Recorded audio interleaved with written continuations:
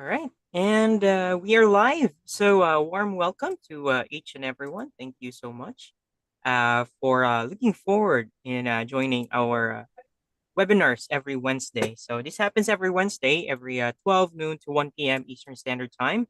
And we bring you guest speakers from different parts of the world, and they will bring us their knowledge and experience with the topics that they chose. So, today we have an interesting discussion or webinar, as we'll have two good friends discussing one topic and collaborating, sharing their thoughts to us and their experience on this particular topic.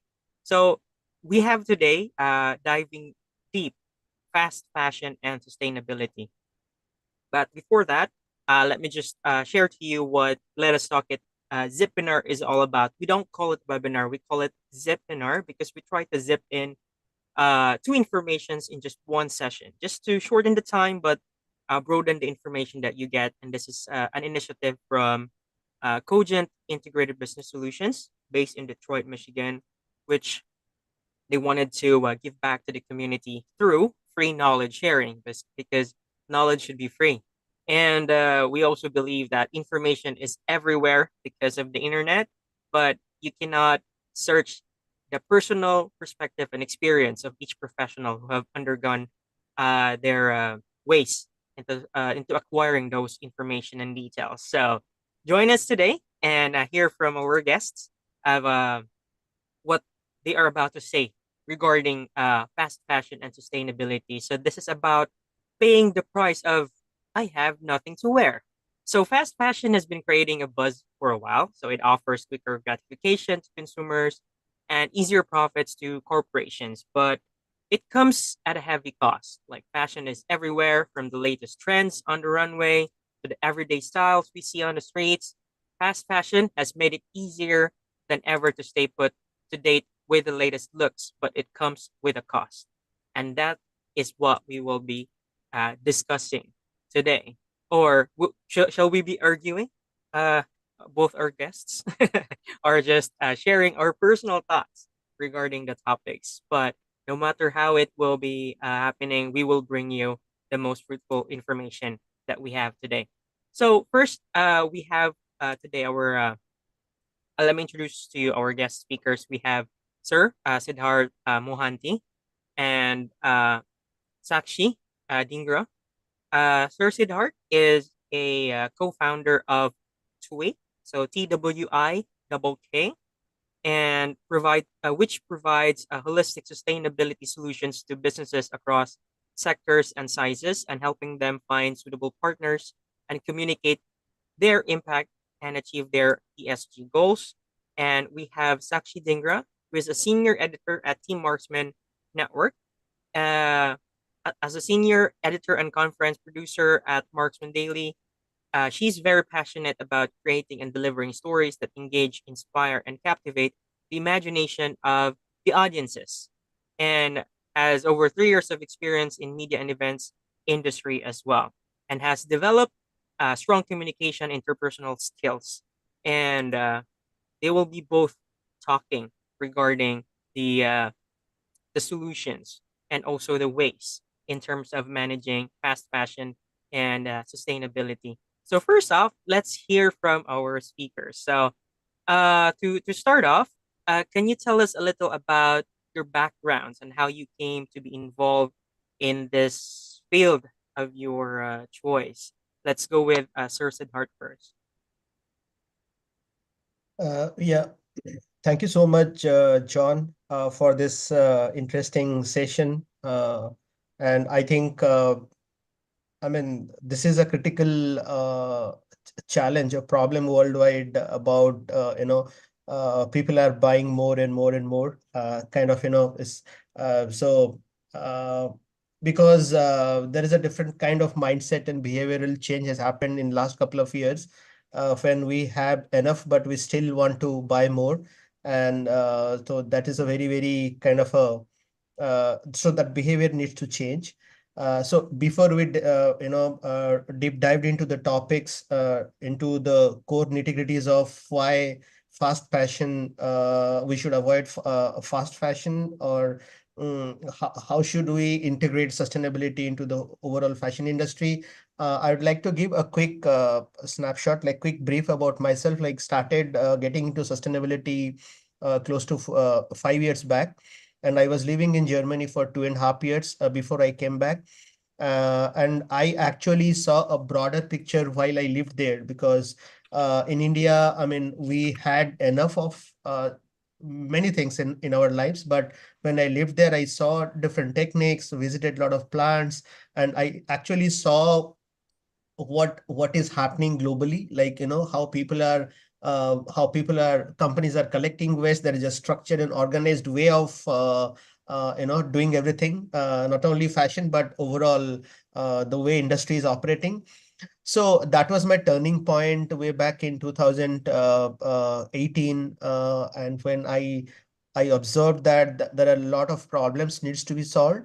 And since then I have been working on sustainability. So I got GRI certified also 1 year back. It is Global Reporting Initiative, which helps me helping and advising companies on sustainability and making ESG reports for larger brands and companies.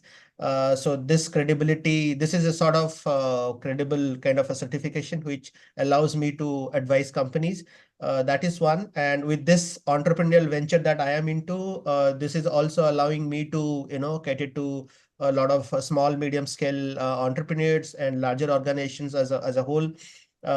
This gives me an opportunity to actually, help them integrating sustainable mindsets into their businesses.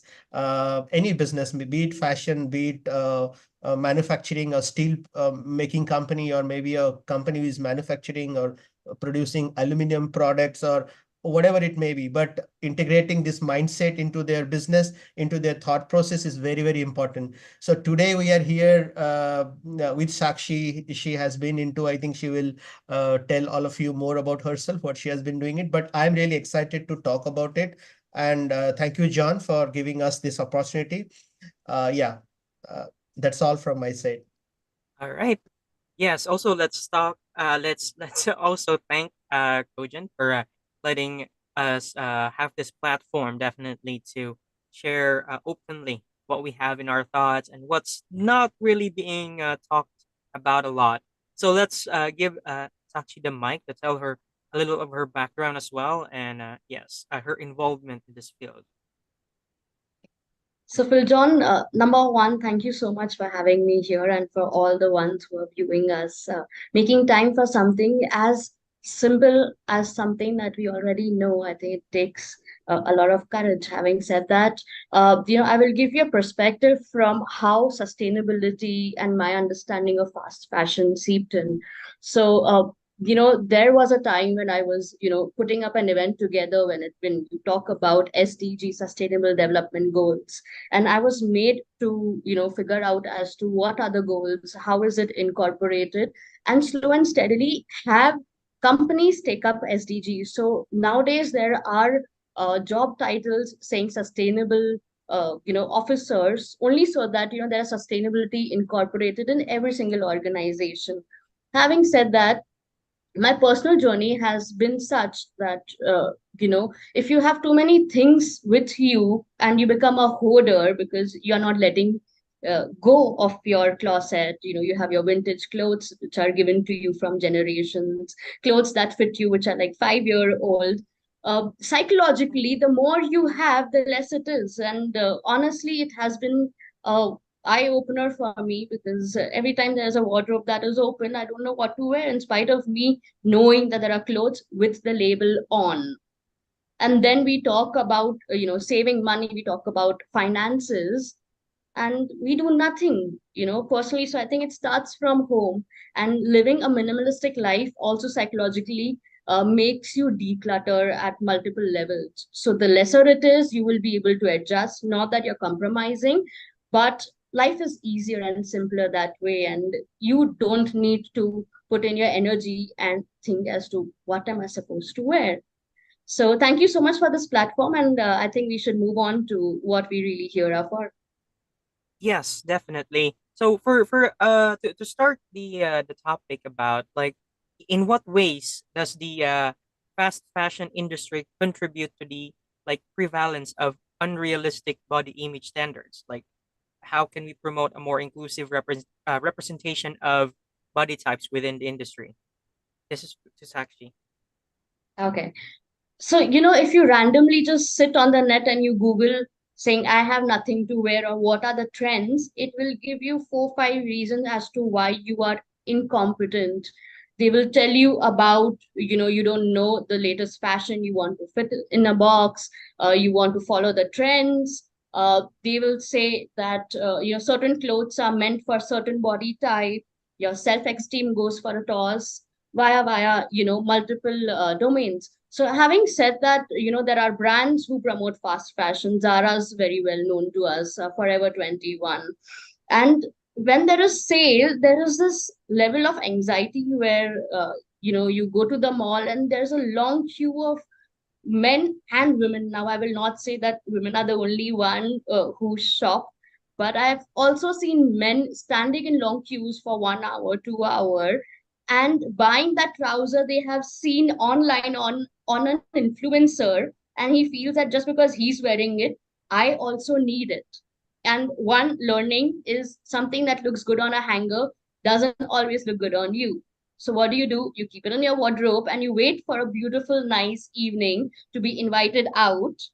But that doesn't happen. You save that dress for an evening out, and that evening never happens. So yes, that is my part. I think so that you should take over. yeah. So So I'll just like the men who stood there for more than 2 hours are buying for their women.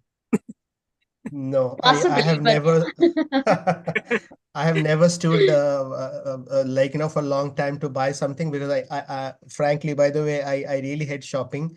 It is not that I don't want something, but like it's not it makes me tired by sitting by sitting somewhere and wait and check your your measurements and do all that. Sometimes when I go shopping with the family, I say like I have to like I have to first of all see and like have a look, and then you go and change or test it, and that takes a lot of time. And when you are hungry, you still do it. When you don't like, you still do it. But yeah, I mean, I always say myself that okay, take it. Let's do next time, right? I mean, maybe we will come next time.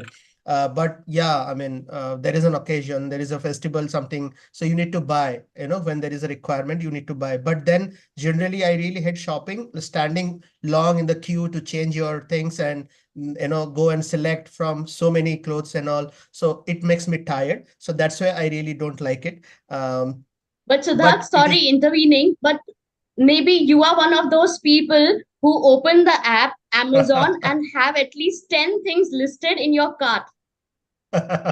no, no, no. That's also not that is also not possible. I do not do that also. But yeah, I mean, generally it is like yeah, I mean, I just get tired by doing shopping, so I don't do it. It's as simple as that. But yeah, sometimes I go and would like to buy something, but then it is 1% of the times, like not so this. But yeah, for me, I think I still have so many old clothes I'm still wearing. But my mom and my family says that sometimes, like, why don't you just kind of give it to someone else, or maybe someone can use it. Why? I said, okay, I'm wearing. I mean, there is no problem. There is no damage. So let me wear this, right? So yeah, in my wardrobe, like you will not find so many new clothes, but yeah, it's like 67-40 ratio, 60 old and 40 new kind of, or maybe 70-30, 70 old and Yeah. 30 new. Yeah, sometimes it becomes a habit. Like if you can still use it, like going, what, why throw it or whatnot? Like something you have some favorite shirts or something you just want to keep. Like you just So like that's looking at it emotional through attachment to clothes. emotional attachment. Yeah. Yeah. So regarding with all the buying, the Emotional shopping, and all that, attachment. has there been strategies created or explored to reduce like textile waste? See, my Yes. input would Yeah. be buy less but buy better. Know your fabric, because the amount of water that goes into waste when you buy certain clothes, like a fat fabric will pump in a lot more water for cleaning. And honestly, my perspective would be no matter how fancy or expensive clothes you buy, there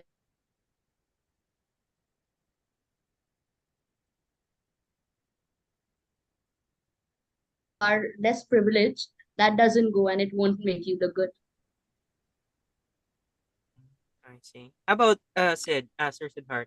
Like Yeah, have you so yeah. West, yeah, waste is something that we cannot avoid in this textile industry or fashion in general. So I think that it is the responsibility of the producer who is designing, who is manufacturing a particular kind of clothes or something or garments. And I see that the producer who is producing this, they should design it in such a way that it has to be durable and kind of a longevity with it. Like because because the designers and the manufacturers, they should create products which can be reused or disassembled or whatever you say, like they should design such a way that it's basically a design thing, a design challenge, because a lot of, like Sakshi mentioned, that the fabrics or the raw materials used for making garments, they are not sustainably sourced in such a, like, kind of, we do not have innovations in place in the country or around the world where we could uh, get more sustainable materials, like say for example bamboo or bagasse or jute or a mix of everything or hemp. There are a lot of materials which we can use for making good garments which you feel good, and but when they degrade, like, it's, for example, it's biodegradable. Suppose tomorrow you are throwing a cloth in the, just in the landfill or somewhere, just throwing out, you know that it has properties of biodegradability, like it just melts in the soil on its own. You need not worry about all that. So I think design is one challenge. I mean to say, the durability of the clothes or garments is one important thing. If we do that, I think then we should see that we will find less waste in the marketplace. And then we should also promote sustainable materials, like I mentioned, bamboo, bagasse, and all. Some people say, I have spoken to few companies, they say we produce these garments and shirts and pants and all from bamboo or maybe recycled plastics and so on and so forth. But then once you wear those things, you will not feel good. You will not feel that soft. You will not feel that softness in your, while you wear all this. It doesn't give you that. Uh, it doesn't give you that comfort because it's not soft or something. Maybe, I don't know, but I still feel that there is a lack of innovation happening in the market. Probably it is the responsibility of the industry to come forward, invest into R&D, and produce sustainable materials which can produce equal benefits, which can give you equal, the same comfort as the non-sustainable materials give you, right? From the polyester and stuff like that. So I think we need to think about all that.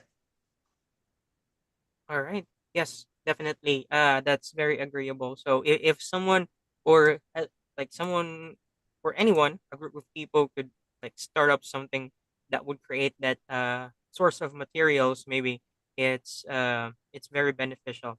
So to Sakshi, like, can you give your thoughts about social media influencers, which their contents are about fast fashion? Like, what should they do and not do? See, social media has been an addiction. There is not a single person you see who's not holding a phone, and all they do is move their hands like this, swiping to see where they fit in, what is it that is missing in their wardrobe, and where do they find it cheaper. They don't think that, if we are buying something, it has to last for a long time and there has to be comfort. But they want to fit into the trend, they want to be seen, they want to be asked questions as to how am I looking, and where have you bought these pants from. But I think that perspective mindset really needs to change. I'm not saying that influencers are doing a bad job. I think all of them are great. Having said that, there needs to be a little disclaimer telling them that, while you're doing finance management, there's also a fact that your wardrobe also needs to say a lot about you.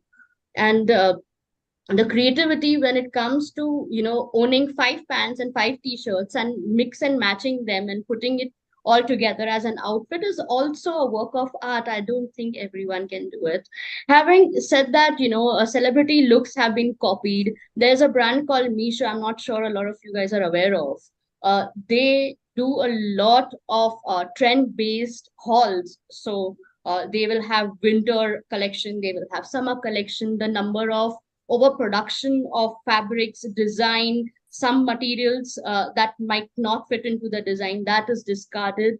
I think we need to have a little heart for the people who are out there creating things for us. There needs to be a little understanding, and it needs to be inculcated from within. It cannot be something that people can just tell you. It needs to happen from your own self. So that is one from me. Having also talking about cosmetics, clothes is one part, but cosmetics, starting from your foundation to your lipstick, once your product is done, the cans are just gone out of the window. There are brands like Mac who are like, okay, give me all the products that you've used in empty containers, and we are going to recycle it and use it again.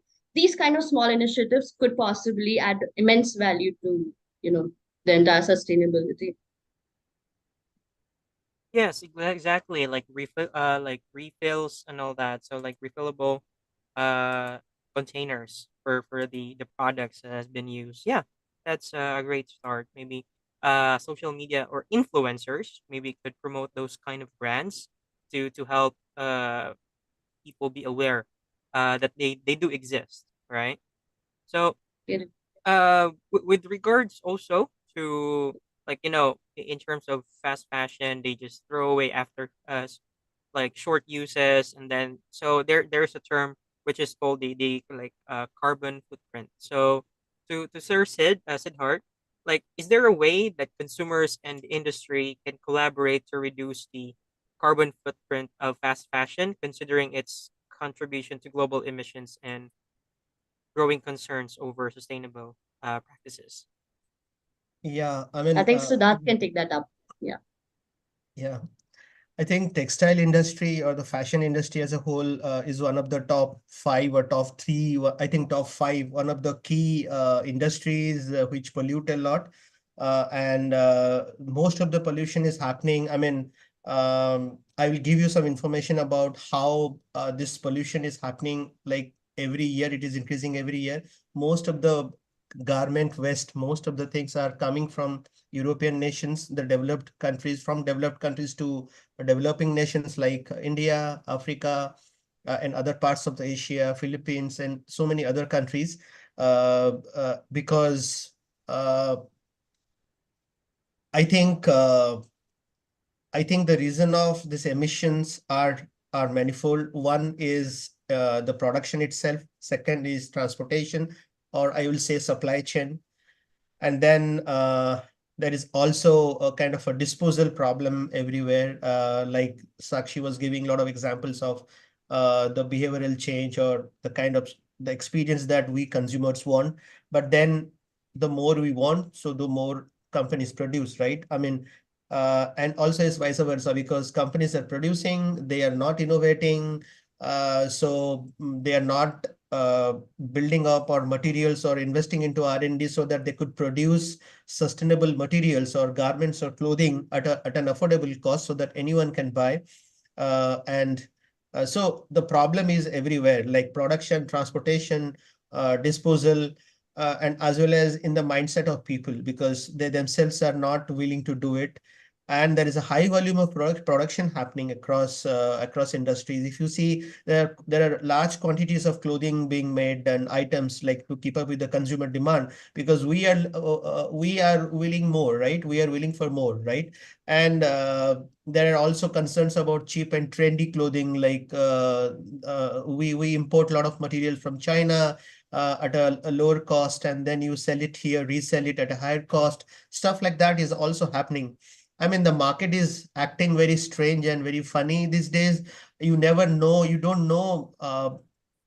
I mean, it is very difficult to measure these emissions because it is coming from all sides, right? One is in the production unit, in the manufacturing itself, while you are producing certain garments. That is in technical terms, it is called scope one. It is happening inside your factory or production unit. And then there is called a technical term called scope two. I don't know how many of you understand it, but it is the emission happens when you buy a second third party, maybe you are buying electricity or water or anything from outside. If your manufacturing unit is getting polluted by electricity which is bought from the third party sources, like there are distribution companies where we buy these electricity and water and so on and so forth. So that is scope two, and scope three is transportation or logistics or supply chain, and that is beyond our imagination. We cannot control that as a manufacturer, so it is very difficult to control those people who are supplying materials to you, right? You can't go there and check their transportation, like how they are transporting or their materials from point A to point B, right? They may be using polluted four-wheelers like trucks and these loaders and stuff like that. I don't know how they are doing. They might be using 100 years old trucks or something. It is very difficult to control their actions, right? So the emission which is happening from transportation is beyond your control, like the manufacturer's responsibility. You cannot really do that, right? You can only do whatever is in your factory, in your manufacturing unit. So this is another concern in terms of carbon emissions. And then, as I also said, that there is a shorter lifespan of these clothing materials because we Right. should it is the responsibility of the designer or the manufacturer to produce such goods for a long time, for to think durability in the design process, right? You should be making these garments or clothing in such a way that it should last long, not like it is like, you wear today and just throw it tomorrow. It should not be like that. And when you see that this thing, people are throwing them away, and like they're using for 1 month and they're throwing it away, and there is a challenge of this design thing, and also they are made up of cheap materials and all, so there is a problem in that because it doesn't get degraded into I mean in the soil and all. uh, I mean, the plastics materials, that is called, there is a material called polylactic acid technically, and also PVC and other materials, plastic materials, which is found in polyesters and stuff. You will see that they take more than 2000, 5000 years, even more than that, in the landfills or in the ocean or in the land. You will find it after even thousands of years, and it takes time to degrade, right? They are not biodegradable. So there is a concern in those directions as well, because low quality materials or production, like I told you about the production technique. People are not using sustainable materials to produce garments. So there is a concern there also. And there is a lot of waste being generated everywhere, like inside the factory. People don't know how to reuse those waste, how to recycle. So there is a idea of textile recycling has come up. Either you upcycle your waste, you create a bag or something out of your textile waste, or you may do a recycling, apply a circular economy principles, and then create another useful products or materials that can be used as an input for another process. So your waste can act as an input for any other process, right? Somebody else can use it. So that's how you create a circular approach, like circular process, because the waste is not getting out of what do you call it should not go out of your process. Basically, it is moving round and round, so that if it doesn't go out, then there is no waste, right? We want to control that circular system in our process, in our manufacturing process. So I think these are the important things that probably should be taken care of. And there are Yeah, companies who are actually measuring carbon in the whole Yes. textile manufacturing process. But yeah, I think these are the things that is important. yeah, not just textiles, maybe also rubber. Like sneakers and shoes has been in trend all the time. Like some cannot buy those durable ones, so there are companies that create copies of those shoes and all that with a lower quality material, and then they just like damage easily. So that's additional waste that cannot be. They just have to burn and all that, right? So yeah. Yeah, and in fact, if you go to Africa and all, people are just burning them out. In India also, it is happening. They're just burning it. They don't know what to do with. So there is a, I mean, I actually forgot to mention that there is a lot of consumer education has to happen. Not only for consumers, but also for producers. A lot of people are not aware of what is to be done with the waste. For producers, they don't know how to dispose it. Disposal is a great problem, and for consumers, the behavioral or the attitude or the behavior is a major problem, because we are consumers. We can't stop shopping. We have to do it, and we don't care basically. So as Sakshi mentioned about all the behavioral stuff and all, it is very difficult for us to actually act responsibly. But yeah, a lot of initiatives are happening in the country, also globally, in terms of consumer education, how to dispose, how to reuse, how to resell. There are a lot of entrepreneurs who have started businesses. They are reselling their clothes. Like, you can make different clothes, different products from sari in India, and it's a traditional thing, right? So you will find sari in our, cupboards, like a lot of what do you call, you will find many. So those old saris can be what do you call, upscale, can be reused, and you can make so many things out of saris. Similarly, old dresses and stuff. So this is possible. We can make it happen, but we don't do it because we don't care. Like, it's okay, it's okay for everything. But at the end of the day, there is a huge crisis going on. And just imagine a billion people behaving the similar fashion. What will happen? No, so yeah, this is a major Yeah. crisis. So I've seen on the internet like there are companies who create construction supplies out of textile and uh like fashion wastes or plastics. So maybe influencers can promote those companies so people can be aware of what to do in their wastes. So also to help those companies as well collect. Yes. Because that's I think that's one of the effective ways to recycle. But yeah, Yeah. we'll talk about the reuse and recycle later on.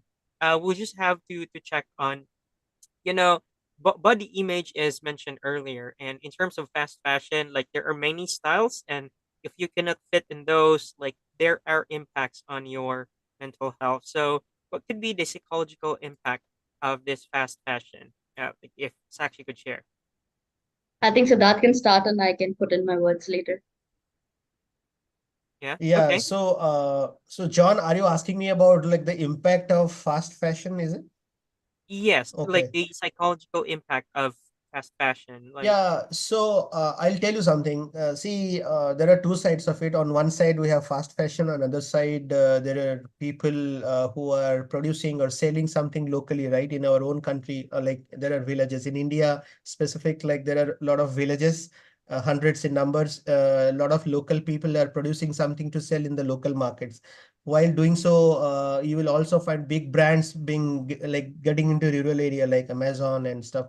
There are a lot of multinational companies also targeting the rural audience, and rural audience, and that too hyper local audience, where they're adopting different strategies to sell to those people.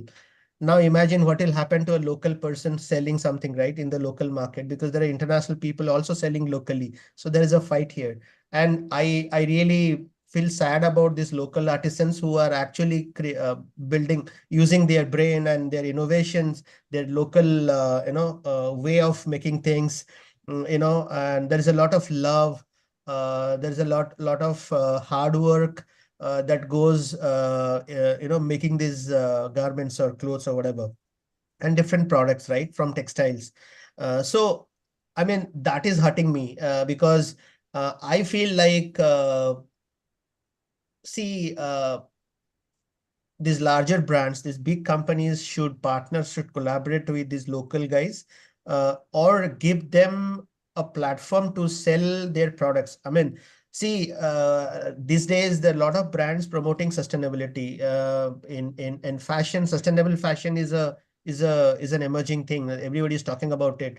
Now, while they talk about it, these big brands like H&M and all those people should actually promote sustainability at a local level, at a cultural level, based on their thought process and all. Because when they are thinking they are sustainable, that means they should actually do it, right? There should not be any greenwash happening. They should actually do it by collaborating with local partners, local artisans, which I mean, the local artisans will be able to sell their products through these big brands, right?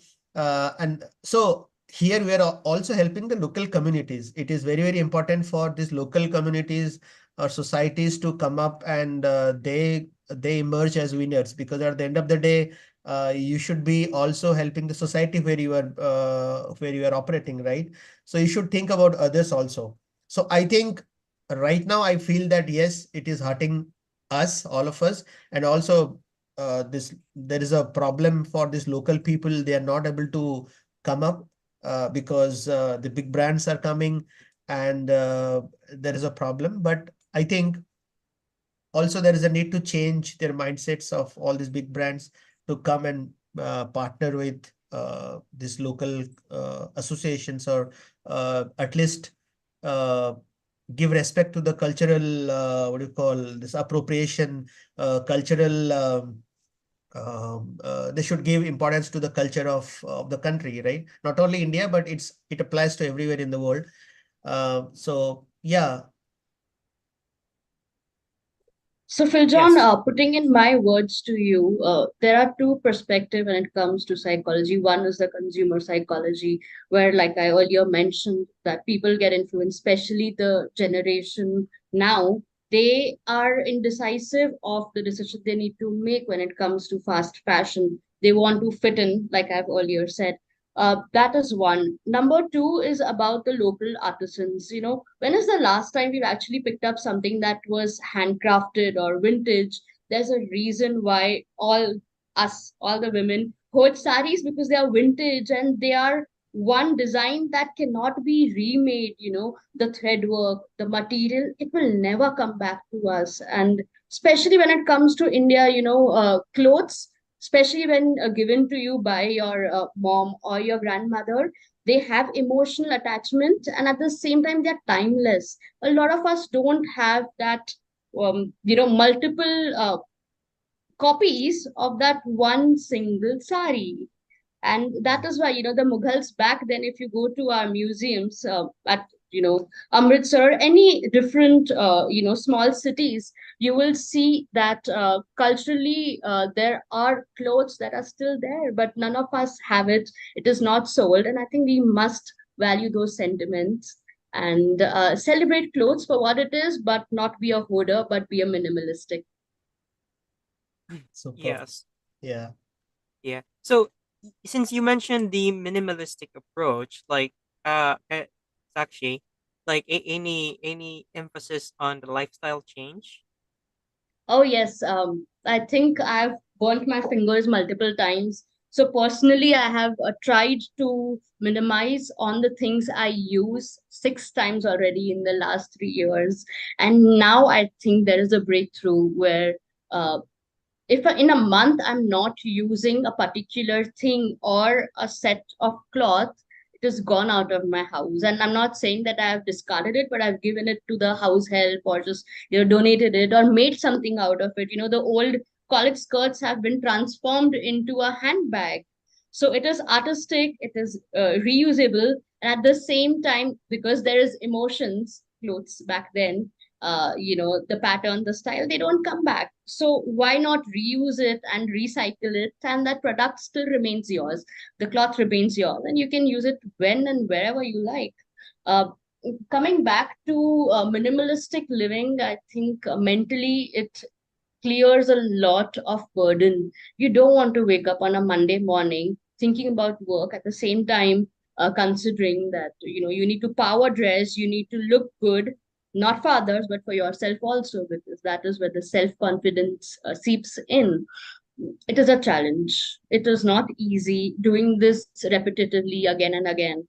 Going to the shopping mall where you see a mannequin talking to you and it's wearing the most beautiful dress you've seen in your entire life, and you go back home not buying it. You dream about it. Next day, what you do is you go and buy. So while the mannequins are talking to me, and I'm like, hey, you need to make space in my wardrobe. But for that, I need to let go of the clothes which are already in there. So I think self talk really helps. Consciously purchasing something is very important. And it's not about the clothes only. The number of footwears, I've known people in my office. One man having 17 different types of shoes, Jordan and Nike, Air Max. You don't need it. You wear one pair of shoe one day. You don't wear too many. So maximum have two, three, or okay, let's be considerate, five. But 17, it's not cool. So start small, and you will see that change, and you will feel proud that somewhere you're adding a little minute value. And that's it. I think do it for your conscious first before you want to change the world. So start at home. Yeah. So I think the shoe count is one leather, one running, one casual, and then the sports that you like. So maybe four, five. Yeah. And people also buy dancing shoes, with those lights. I've seen this Instagram ad coming in saying, light your shoes in the dark. Why? you So know? So people come up with different marketing strategies to sell their products, but there needs to be a conscious awareness. Customers need to realize, because if there's no demand, there'll be no supply. It's simple. And it's not like none of us don't know this. True. Implicate. yeah, Very true. your thoughts about the lifestyle change, Sid. Yeah. Lifestyle change. Yeah, I mean, what Sakshi shared is so relevant. I mean, frankly speaking, I'm not a minimalist person.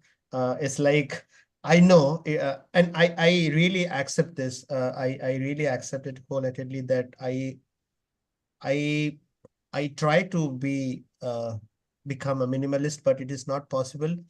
But yeah, that doesn't mean that like I said, I really don't like shopping. So you will find in my wardrobe like 70% old and 30% new, and that too of when it is required. And so sometimes I don't do at all, so, but then, regular, in my regular lifestyle, uh, right, kind of, it is very difficult for me to be on the line, like be on the edge, like, okay, I'm really, really, I should eat this, or I should not spend on this and stuff like that. But yeah, it is very, very challenging as a human to adopt this lifestyle on a daily basis. But yeah, overall, broadly, I have empathy for everyone, to my families, to my friends, to everyone. And as a person, like I see a broader picture, to become, what do you call, to become, to be resilient, to give empathy to the community and your friends and stuff, and eat healthy. But that doesn't mean that if you say that, okay, like don't eat this chickens, or don't kind of uh, wear something which is made up of bamboo, or bagasse or jute. Uh, I mean, it is really difficult for me. Sometimes I use polyester. Yeah, I'm using it. Yeah, but my intention is good. Uh, but yes, I'm using it. But yeah, it is not like I'm buying a lot of stuff and doing it. But yeah, I do everything that should not be done.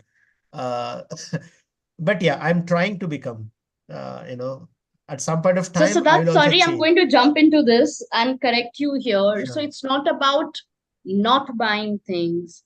You can buy things because it makes you Yeah. happy, and that's the psychology. Having said Yeah. that, buy expensive, because if you talk about hemp products, they are a lot more expensive than your normal cotton clothes outside, but True. they will last for long. So, spend Yeah. more and wear better. Not like don't Yeah, spend, you that's must right. spend on yourself. Yeah, that's right. Yeah, yeah, yeah. I should try to. Yeah, I thought Sid would say earlier. I do admit I'm the person who had 17 pairs. Oh, I know of The- someone. I'm sure they are the ones viewing it. But yes, late, but realization is very important. So yeah, start now. yeah, maybe like Yeah, also in yeah, terms of like being invited into big events, like you are forced to buy like clothes, but sometimes you just buy like a set of clothes which you can only wear once. Maybe like you have to be conscious, as Sakshi said, like you have to buy a set of clothes that maybe you think you can rewear, and it will last for like long duration. Also, like taking care of those garments and clothes that you have will help also reduce the wastes, definitely. So Right. yes. Any final words? I think we have covered the sustainability part and on this fast fashion topic that we have today. So um, yeah, let's check on your final thoughts, and maybe we can have our attendees share their thoughts as well. If none, yeah, we can go ahead with promoting your businesses or anything that is upcoming. yeah. Yeah, I would like to have some final words. So, I think, in my perspective, it is important. It is important that education has to go out, and it has to be in a very, very simple forms. Like, uh, what is it all about living a sustainable lifestyle, both for consumers and also for businesses who are starting, especially in the fashion or textile industry. It is not like it should not be a headache for them. Like Sakshi said, you should buy things, but buy what you give, like, because you should be happy at the end of the day, as a person, as a consumer. And Right. it should not be like that you feel sad and you're not buying at all. Yeah, so buy something, but yeah, and also you should be happy about it. But at the same time, be conscious what you are doing. Just observe what you're doing. It should not be like that.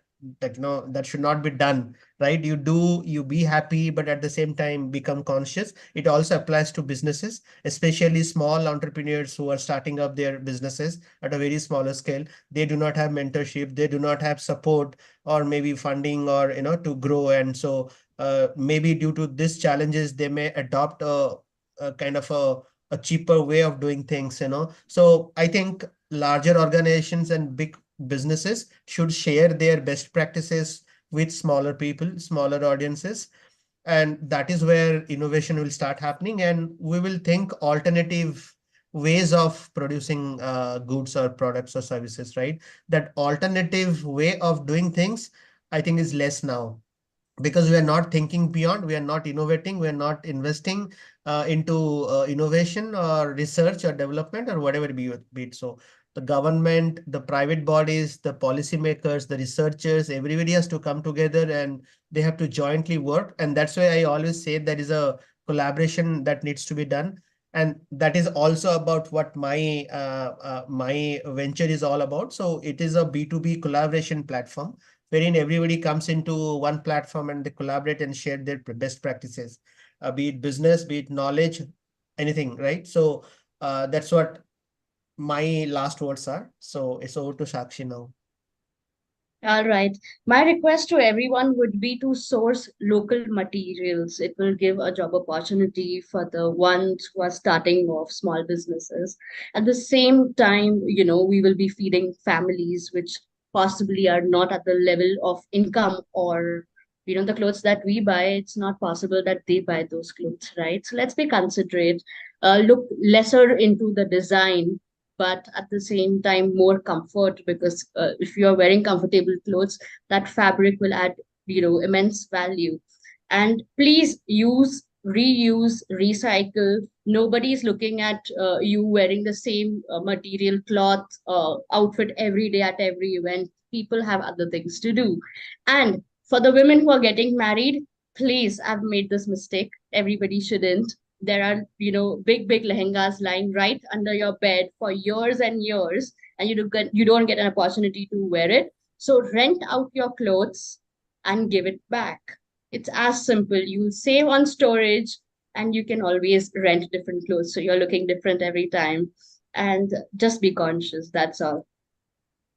Yes, perfect. So Wonderful. I guess we can have the word of for today's webinar, be a conscious buyer. So that applies to all aspects, and that should also help in waste management, I believe. So all right. So anything you'll be promoting, Sir Siddharth and Sakshi, going forward? Like, are you starting some online events? Anyone can join, or yeah, any businesses or maybe books upcoming.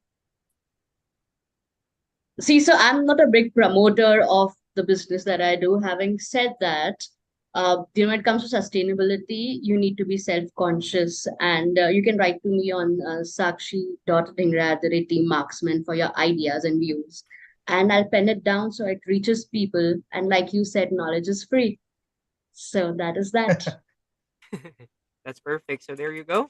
Those who are watching live and I will be watching this video later, make sure to note that one. And yeah, Sir Sid, you have Well, John, anything? thank Yeah, you I so mean, much for the opportunity. thank you, John, for this opportunity. And I think I have my email ID. I mean, if you could share my email ID with others also who are participating and who are viewers today, listeners today. So probably if they have any challenges regarding understanding sustainability as a segment or climate as a segment, then probably you could write to me. And you can also share my official contact with them if Mhm. anybody has any queries or anything to brainstorm upon. So I am always there available for the discussions and all. So, and I am open to discuss anything and everything around climate and sustainability in general. Yeah, and I request everyone to become conscious and give respect to your parents, your wives, your children, your mom, your grandmom, your everyone in the community. Just love yourself, become conscious, and yeah, be a good, nice person. Yeah. Yes. Wow. I totally agree with that, Sir Sid. So, if you want, we have a group on WhatsApp for the previous guest speakers that we have from Let Us Talk It.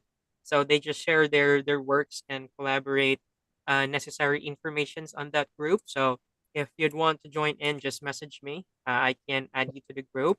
And then for those watching, you can search their names, Siddharth Mohanty and Sakshi Dingra on LinkedIn, so you can connect with them and collaborate or talk offline with the areas of expertise that they have. So feel free to do so. And for those who wanted their contact or direct email information, please reach out to me. You can add me on LinkedIn as well. So that's I forgot my LinkedIn name. But yeah, that's Phil John Anthony Gonzalez. You can put it in your on LinkedIn and then add me, message me if you want their contact informations. All right. So I think that concludes today's webinar. We are very pleased uh, for Sir Sid and Sakshi to join our platform today and discuss this topic because this is very trendy. Fashion has been changing continuously, and then waste is evolving as well. So let's help one another and reduce waste and become more sustainable. So again, thank you so much both for joining in today's webinar. Maybe we can do different sessions in the upcoming days or months, probably depending on your availability, and see what we can add to the set of knowledge that we are providing. All right. So again, Great. thank you so Thank you so much. much. Thank you, Thank you. audience, and for those watching live. Wait for us again. We have another webinar next Wednesday still, so we are inviting you at 12 p.m. to 1 p.m. Eastern Standard Time. So join in and interact for additional knowledge. All right. So take care, everyone, Thank and you. goodbye for now as we Thank close our Let Us Talk It session. All right. Bye bye. thank you. Thank you. Take care, Thank all. Bye. you, John. Thank you so much. Thank you.